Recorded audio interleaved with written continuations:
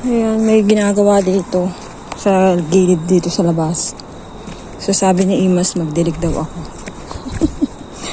Aray, hinukay nung tagagawa. Babasain daw siya kasi bukas babalikan niya ng babalikan niya ng mga gagawin. So basain daw ngayon at saka bukas daw ng umaga alas 6. Diyos mio, sabi ko hindi ako babangon ng alas 6. Siya daw magdidilig ng alas 6. Babasain na yan.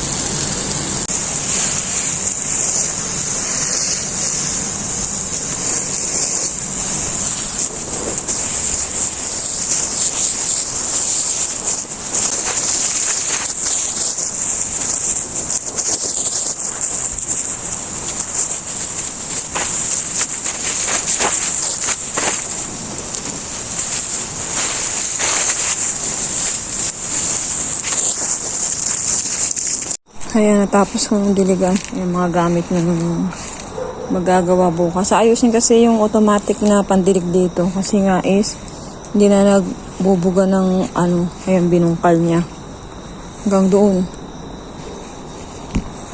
Ayan. Nabasa ko na siya lahat. Bukas daw ulit si Ima naman ang magdidilig bukas. Dapat siya magdidilig ngayon. Sabi ko ako na magpahinga ka. Uuwi lang niya kasi dapat aalis ako ngayon eh. Ay, hindi na ako umalis. Anong oras na siya nakauwi? Yun lang.